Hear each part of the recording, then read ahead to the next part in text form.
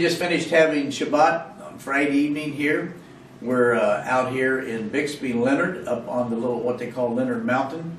I'm George Schaefer, and we have a guest here, a very long-time friend of mine that I'm proud to introduce, Isaac Halali, my brother Isaac, and we've had a great many years of fellowshipping together, and tonight I think you folks are going to really enjoy, because I know a lot of people enjoyed tuning Eagle Mountain Ministry Ranch in, and so that's what we've done before. You and I have done this, and we've done a lot of things together.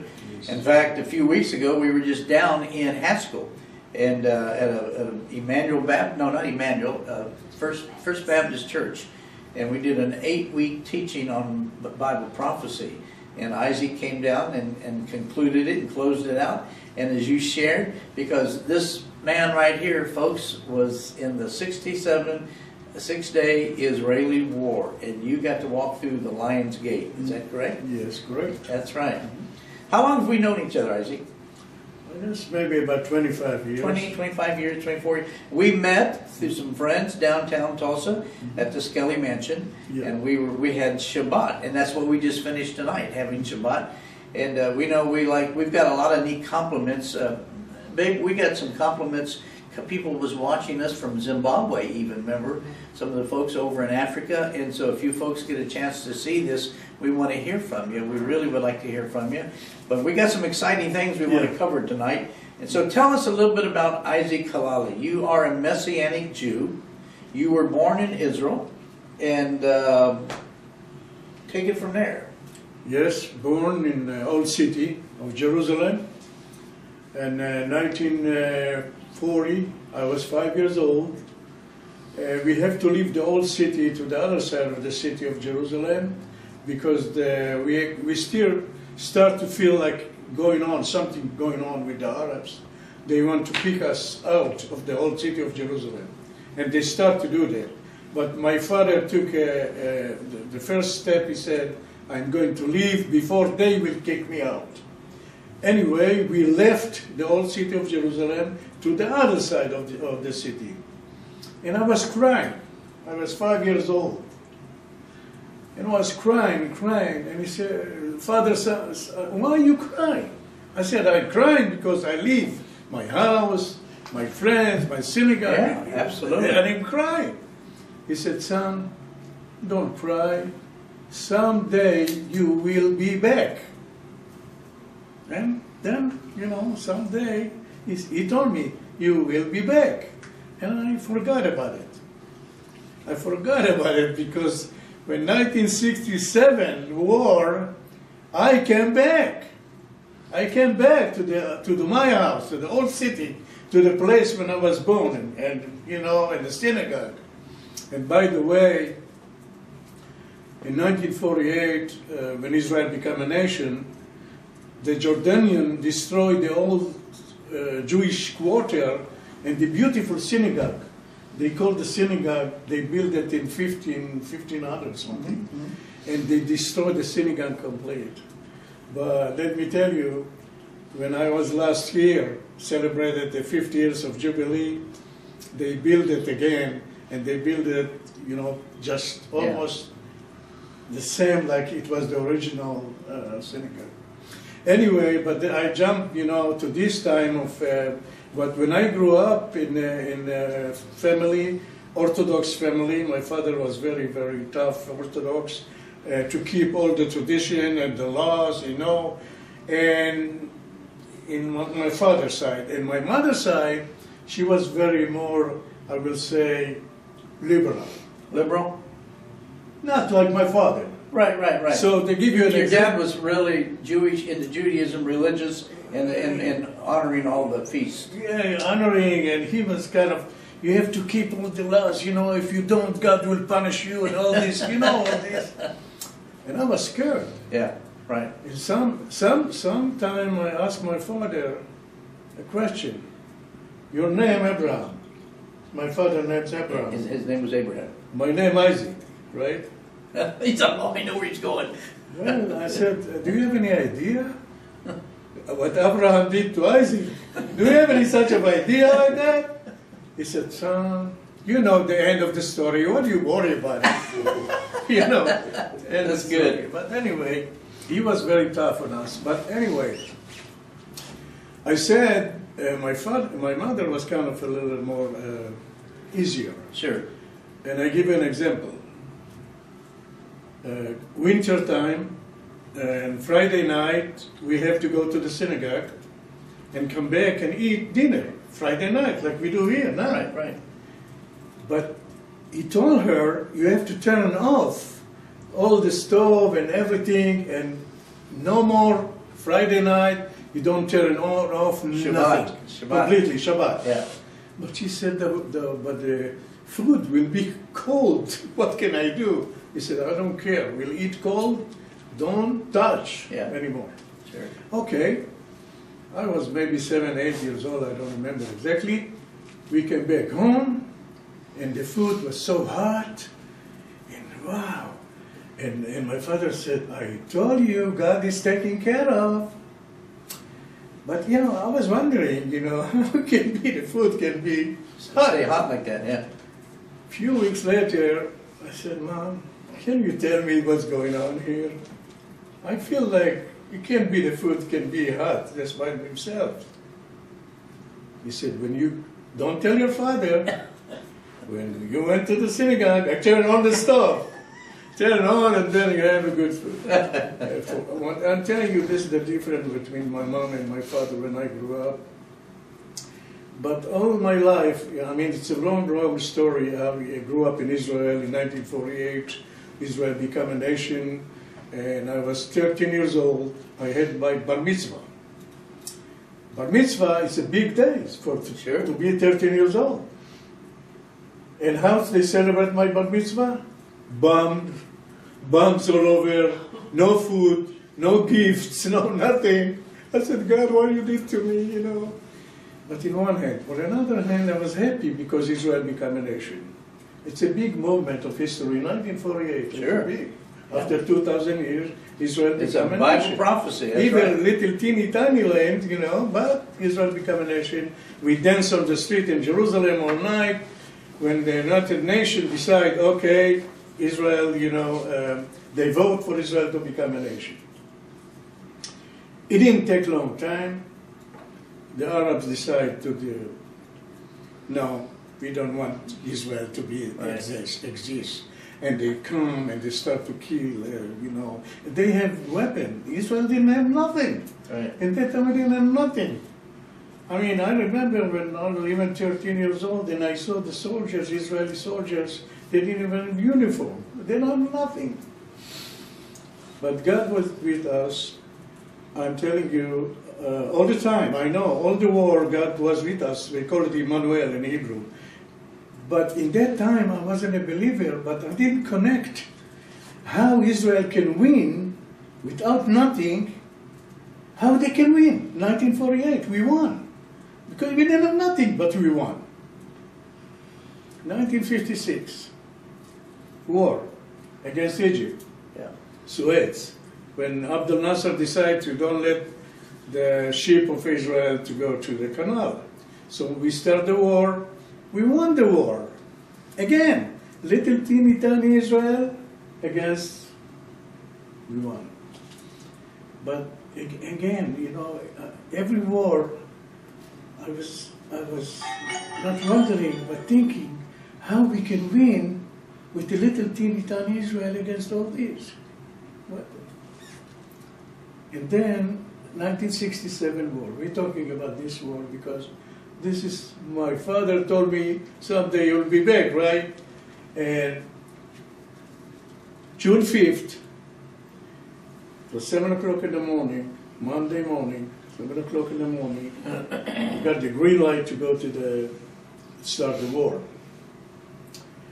Against Egypt in one hand, south, north Syria, and then East Jordan, and beside Iraq, Libya, and all these nations, they come together, they want to destroy Israel. They decide this is the time to destroy Israel complete, out. And you know what? We were scared.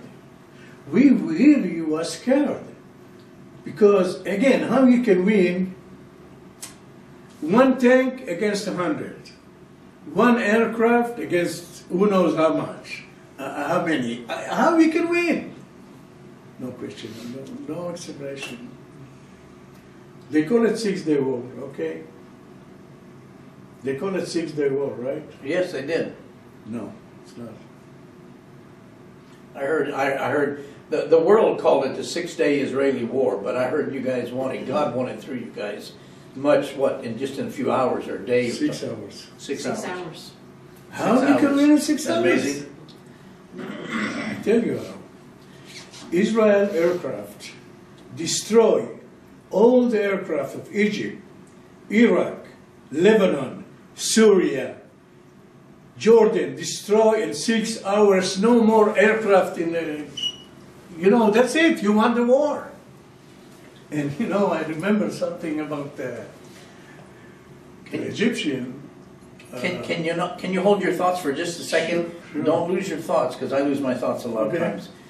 But when this was all going on, you had not received Yeshua HaMashiach at that time, correct? No, not. Okay, and for those of you that are watching us, wherever you're at, this whole world, day or night, wherever this is being viewed, did you realize that the Torah had predicted this, and Ezekiel had predicted this, and then up in the renewed covenant, where Yeshua had predicted it, out of Matthew 24 and Luke 21, what he's telling us about today, folks, is Bible prophecy. Jesus of Nazareth, the Son of the living God, predicted this would happen just preceding his return back to this planet.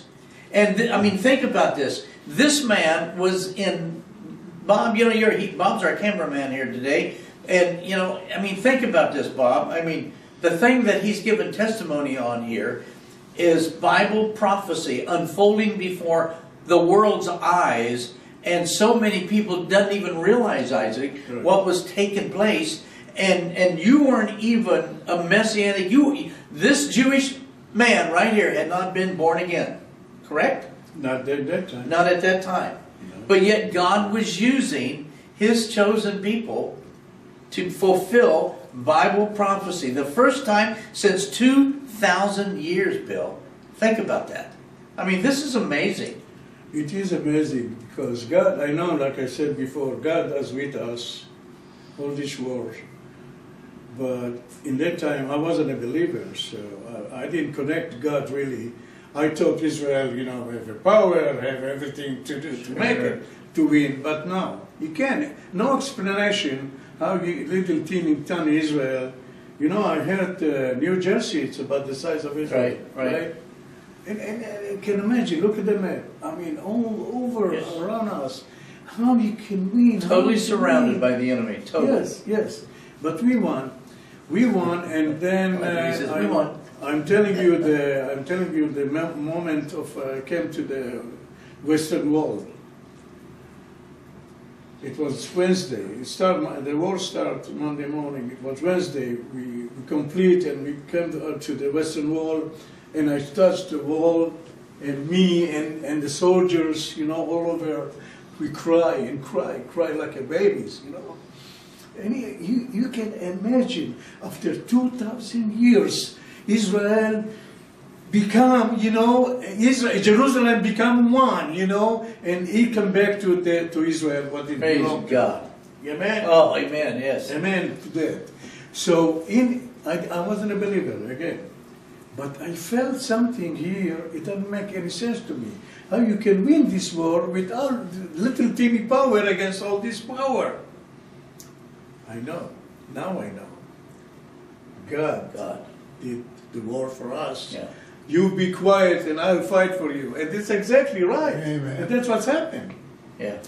So this is about 6-day war. Later on, this was 1967. In 1979, I'm jumping. It's more like Can I ask you, do you remember the Yom Kippur War, 73? Sure. Now you were done out, right? I was there in 1973.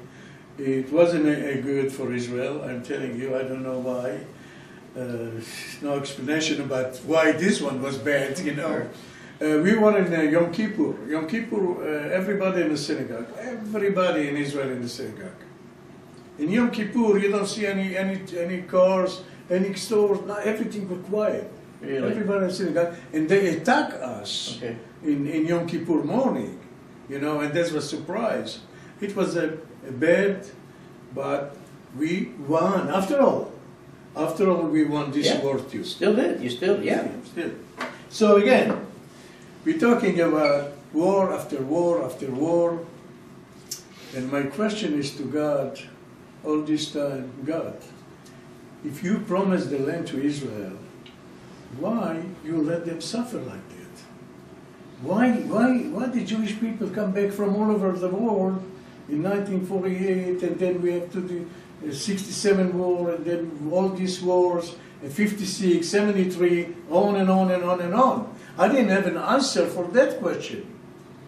Why Israel has to suffer? You have any idea about that? I don't know. I still don't know the answer. Well, it's a long answer. It's a biblical. It's a biblical. Yeah, because, you know, I mean, the 70 years way back in Nebuchadnezzar's days, you know, they did not honor God's laws, God's people. That's why they're called stiff necks, because well, that's what the Bible calls us, you know. Yeah. And we've been stubborn. The Jewish people have been very, very stubborn. And they kind of went their own way, and they've kind of been very independent, very rebellious. Like punishment? Well, they're, can I say, reaping what they sowed? Bob, you and I have talked about it a lot. And so, even though you know, the trials and tribulations that the Jewish people have went through, it was all predicted, okay? And the Holocaust, for instance, I mean, to the natural way of thinking. You know, we had, when Brenda and I was in Israel, we looked up, I had an uncle that got burned up in the Holocaust there. And he was a great uncle, he was my great uncle. And I read all about what had happened to him and all this stuff. And, you know, 6 million Jews, you know that, you know, among millions of others as well. There was a lot of others that get destroyed and lost their lives in that.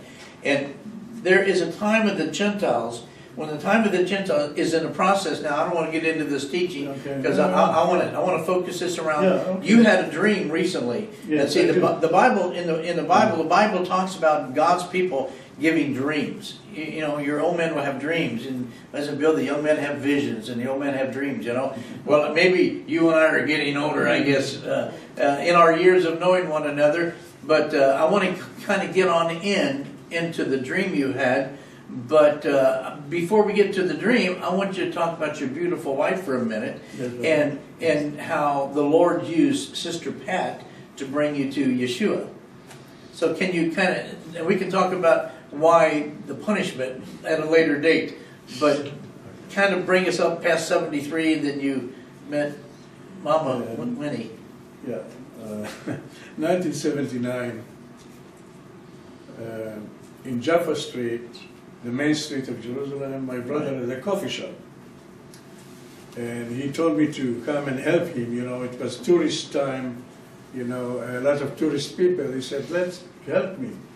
I went to help him, and then I saw out of the street, I saw a group of the ladies, and they, in English, you know, they sing Hallelujah, Hallelujah, and all this. And I went to the lady in the front and asked her, where are you from? Or what are you doing here? She said, we come to Israel because this is the place, holy place for us, and we are from Oklahoma City. I said, okay, Oklahoma City, where is it? You know, I didn't even heard about Oklahoma City. But anyway, my brother in the back said, bring him in. So I brought the group in, you know, and the lady, I didn't speak English at that time, you know, just a little bit. And the lady told me, she was in the front, she told me she lives in Jerusalem for many years, and she wants to bring the Jewish people to the Messiah. This is her vision. Okay? And I said, well, okay, you know, I forgot about it. And a couple of days later, she came. to the coffee shop, and she was kind of hiding something, you know. And she said, I have a gift for you. And She's I telling said, this to you. Yes, Yeah, to okay. me. And I have a gift for you. And I said, what is it? And she said, it's a Bible. I said, what kind? She said, the New Testament in Hebrew. I said, what? Lady, leave me alone. I am not going to touch this book. No, no, no. She said, but what? It's beautiful. This for you, and I know you need it. I can see when I talked to you the first time, I saw you will need it more than anybody else I know. I said, I really think I need it? She said, yes. You know, Oklahoma ladies, when they want something, they go all the way, right? So, okay, I took the book, you know, and hide it. Yeah. I leave it with my parents. So you did take it, though? I took it. Okay. Hide it, you know, and my father once year really kicked me out, you know. And early morning, I couldn't sleep one night, and I said, I'm going to see what is in the book. Yeah. You know, I heard about this, but I never know what it's all about. So I started to read. The first word was Yeshua ben David, means Jesus, son of David. Yeah. And I said, son of David, David is my king. What he's doing in this book? Interesting. If this starts with David, I need to know what's going on. And you know, and read it, and everything. I still like I didn't have time to tell you, all my life I was looking for something different, but I didn't know what I'm looking for. I didn't know that. And I started to feel something move in me when I read it, but I still didn't know what I'm facing, you know, to believe in Jesus, to be Christian, no.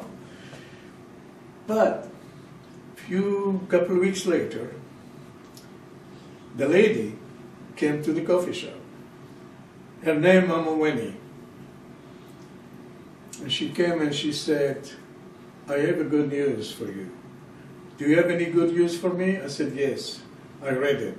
Oh, she was kind of jumpy, you know. I said, well, why are you so excited? She said, you don't know. For her to some Jewish fellow, Yeah. to, you know, the Oh, way yeah. She knows Bible prophecy. She knew Bible prophecy. Okay. She said, I have a good news. I have somebody coming tomorrow, I think, or a couple of days. My daughter is coming from Oklahoma City, and she's going to make Aliyah to stay in Israel. And she said, oh, I said, okay.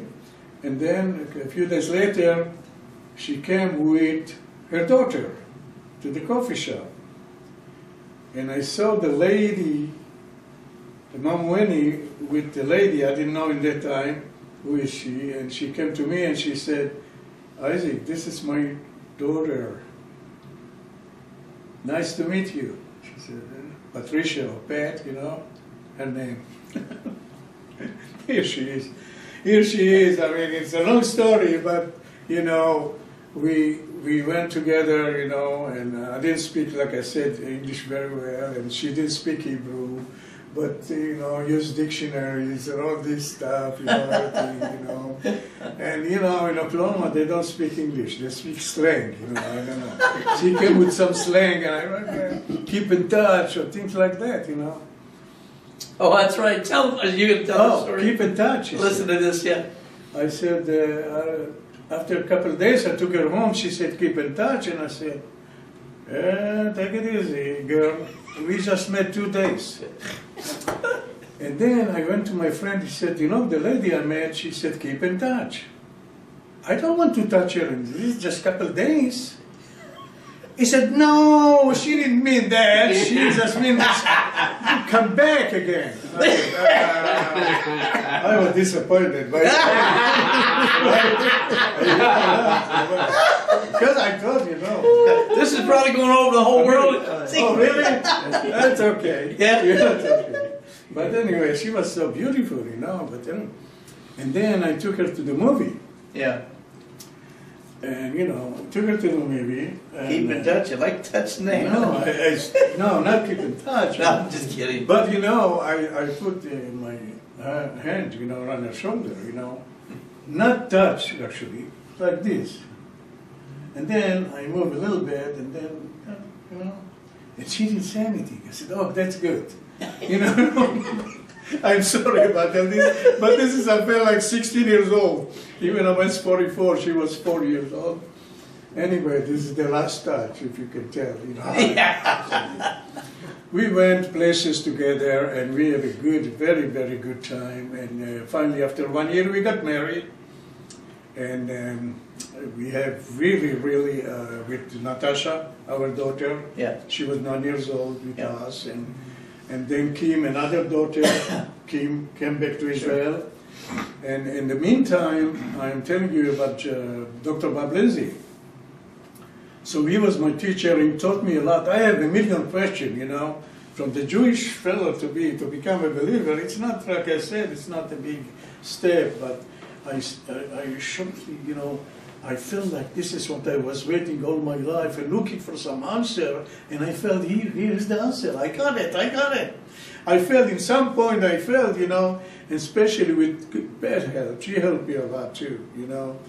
And, you know, between her and me, you know, and we just tried to grow up in the faith. And you know, I was born again, that's what they said? Yes, yes. I was born again in the Baptist house. In Israel? In Israel. Under Bob Lindsay? Yeah, born again when I felt like a... Yeah, well, you're spiritually reborn. Spiritual, That's yeah. what Jesus told Nicodemus. And then I baptized here by the Lutheran Church. Can you imagine? Baptized by Lutheran. Schultz, the one he bought. Robert Schultz? Yeah, he baptized me. In Anaheim? No, here, the one he gave you the furniture from his church. Oh, no. Okay, I forget his name. The bishop. I can't think of his name. Yeah. He's a Lutheran. Yes, he's a Lutheran. Okay, anyway, he's a born-again Lutheran. me. Really a neat guy. He baptized me. Yeah. And the Independent Assembly ordained me like a minister, you know. So three many, you know, side of the Christianity faith. But I don't look, to me it doesn't matter if the Methodist, Protestant, all kind of churches, it doesn't matter to me. They believe You're in born Yeshua. again, yeah. Yes. They believe in Yes. Yeshua, that's it, what I'm looking for. But anyway, I become, like I said, Brad Young. He's a professor in Oral Roberts University. Dr. Brad Young, yes. Yeah, Brad Young is a professor in Oral Roberts University. And he was a student in that time. When I was a You student know too. Dr. Brad? Yeah. Yeah. Okay. So, like I said, you know, this is what beautiful wife. We met in the right time, in the right place. And you've been traveling since then, and let's talk a few minutes about your menorahs and the things that you make. Then I want to get right into the dream you had just 2 or 3 weeks ago. couple of weeks. Because it's Bible prophecy. What you're seeing here, folks, again, here's a Jewish man, just gave his testimony about being born again, and physically born over in Israel. And the Bible says that towards the end of the Gentile age, the scales will begin to be removed from his chosen people, and many, the Apostle Paul says, the house of Israel will become born again, if I can use that term to identify with what you're saying. Open their eyes. And their eyes will be opened, and they will accept Yeshua as their Messiah. And that's happening, Isaac, all over. Brenda and I are getting reports, Sister Pat, you and I have talked about it even. It's happening everywhere. Jews all over the world right now. It is happening. I mean, by the hundreds and thousands. It's incredible. Big movement. And this is part of Bible prophecy. And then your dream, same thing. But touch a little bit on what you're doing. So I met, when I was in Israel, I met the gates and the fence for the president house in Israel.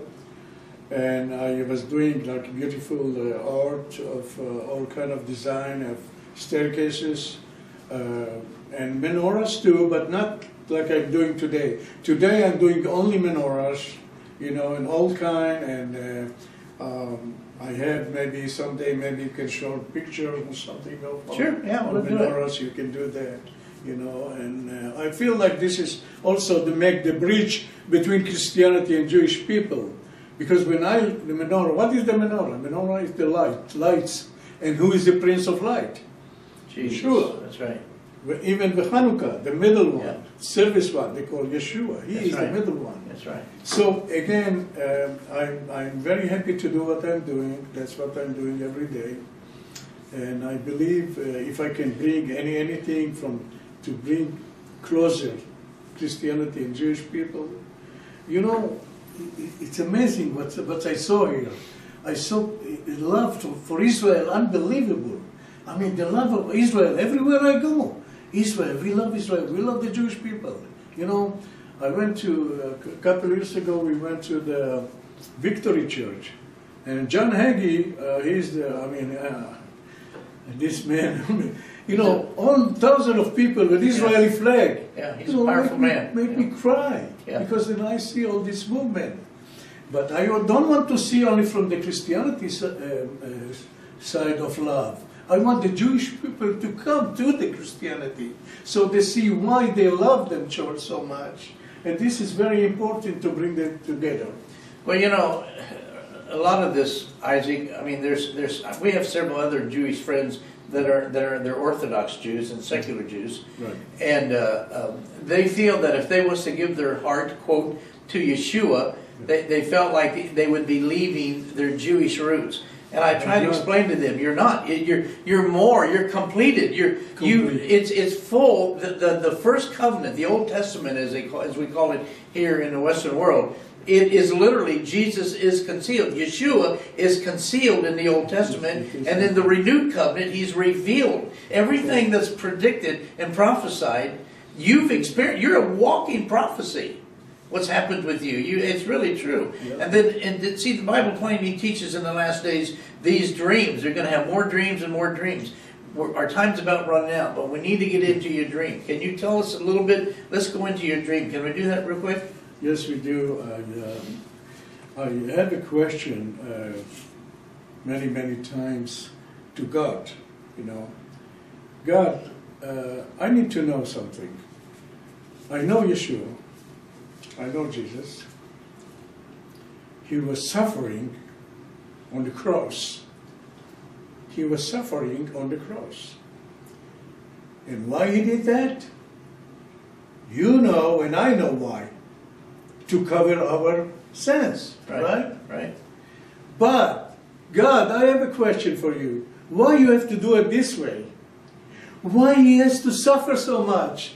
In any other way, easy way, to let us, you know, to cover our sins, why you have to be suffer like that? This is a question.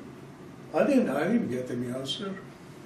Why Yeshua has to suffer on the cross for just to cover our sins, right? I don't know. I really don't know. So this is one of the questions I have to God so many times. And a couple of weeks ago, this was bothering me because I can see somebody suffer, especially Yeshua. Why he has to suffer? Son of God, you know, why he has to suffer? Maybe I don't have to ask this question, but I have to because that's what I felt. This is before I went to sleep that night, and then I had a dream. I had a dream. My people, it's not a dream even. It's like I'm talking to you right now. Felt real. It's not any dark. It was pure. It was light. Where I was, in the front of the cross. I was there, like a little child. I was there. And I look, and he came from the cross, came down. And he came and hugged me. He said, son, why you worry about it? Why you worry about me? Look, I'm okay. I'm okay. I'm fine. Don't, God knows, my Father knows what He's doing. But I'm fine. I'm not suffering. And he said, what you have in your hand, son? I have dreidel. Tell them what a dreidel is. It's like a little top. In Hanukkah, we play the kids dreidel, and the dreidel has 4 letters. Big miracle was here. When we play games. With the dreidel in my hand, and said what the dreidel said there. I said to Yeshua, to Jesus, I said, big miracle was here. He said, you see, you and us, you and me, in a big miracle. You see, I'm talking to you. Don't cry. And I promise, before I leave someday, I'm going to see you again. I want to see you again. And it was tears. And you're a little boy in this. And I was a little boy. Yeah. Oh, and he said, one day I will be back. One day I will be back. I promise, one day I will be back. And then he left. And I didn't know if it was in my dream, or a kind of half dream or something. I tried to wake up from my dream, or to see what this was reality, like reality. It's not dream. But I remember when in 1964, when my father, when I came back to the old city, he said, my father told me, someday you will be back. The same words, someday you will be back. And big miracle was there in 64, right? And then, when Yeshua said, you see, big miracle was here. We both together, you know? And was crying. And then I went to play with my friends or something. And I tried to tell them what happened. And then he came back. He came back. White. Here, all white. He had white? Like a white robe? Or? I can't tell you about his face. Yeah. I know for sure he wasn't blonde and blue eyes. That's for sure now. But anyway, I'm telling you, you know, they call dream. No, it's not dream. It was reality, like in reality, like I'm talking to you now. Yeah. He came to me and he said, I'm going to hug you because I hug you again, because I'm going to leave. And he cried too, and I cried. And he said, these tears, it's happiness trees. It's not because we suffer. It's because we can be happy from now on. And I will be back, not only for you, for all the people, for all the nations. Something the word like that. He said the end, and it's gone. And then I wake up complete. Should I wake up? Dad, wake up. It's 4 o'clock in the morning. Wake up. He said, what's happened? I said, Jesus, I talk with Jesus. I talk with you. What? Tell me. And then she said, write it down, everything, before you forget, you know. And I'm telling you, people, I'm still in shock because, okay, well, you believe in Jesus. Everybody believes in Jesus. They love Jesus. But to see him close to you and like you touch him and you see, you know, it's no words to describe it to you. Yeah. I'm still in tears. I mean, like Yeshua said, happy tears, you know, because I saw him. It was close to me. It was great. It was wonderful, unbelievable, whatever you call it. And you had this dream just a few weeks ago. Yeah, a couple of weeks ago. And I put it down, write it down, and told Dad. You know, this is happening with a lot of people. A lot of the Islamic people, actually, and a lot of the Jewish people, and a lot of folks. We've been getting reports in from a lot of people over in the Middle East that Jesus is appearing to them. And they're having dreams like you're doing. And, you know, I don't know other than the dream said to you, he'll be back. And you're Jewish, and he was saying It's for you, Isaac. I'm coming back for my people. For I'm my- coming back. And then you said he's coming for the nation. He told you he's coming for the nation. That's got to be the gathering up. That's got to be the gathering up. And I really believe that we are in the very last days, folks.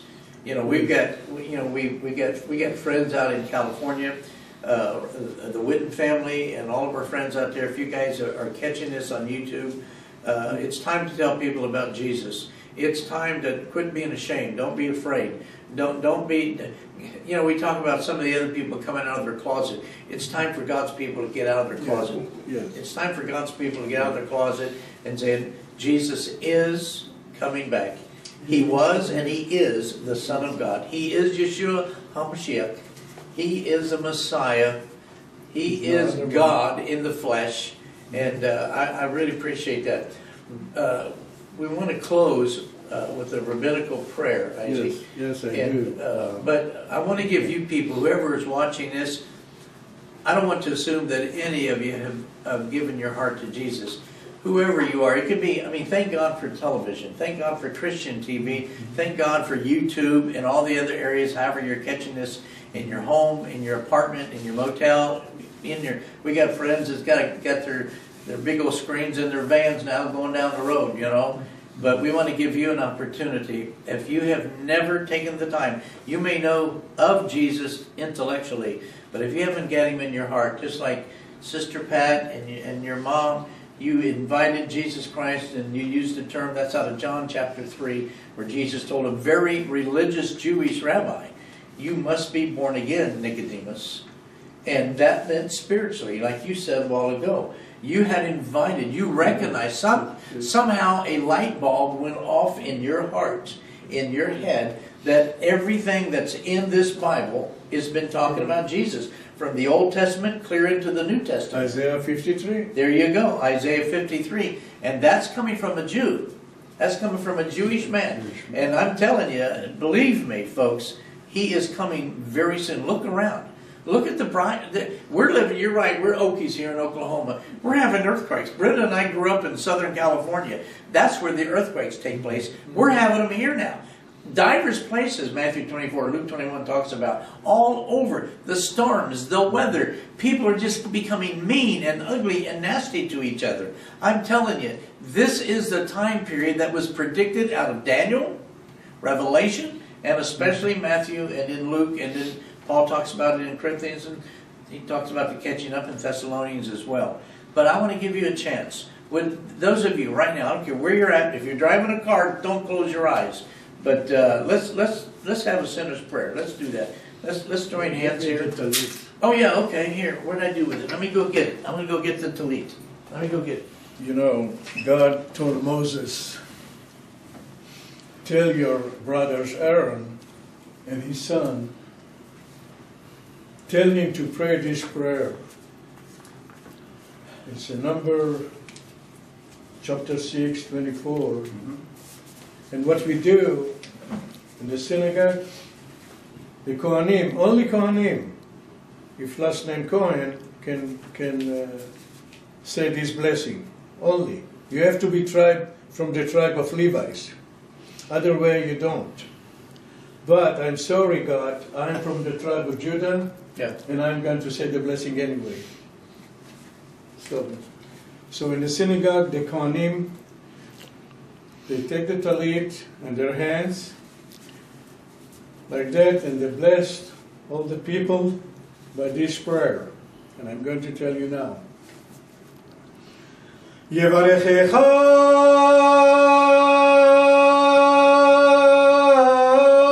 Adonai ve'yishmerecha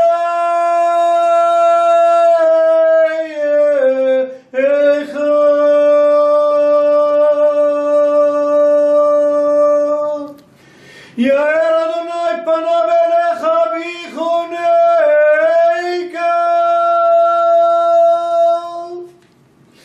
Yisa Adonai panav elecha v'yasem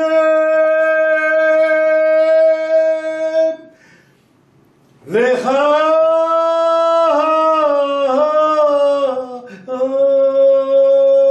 Shalom. Shalom. Shalom.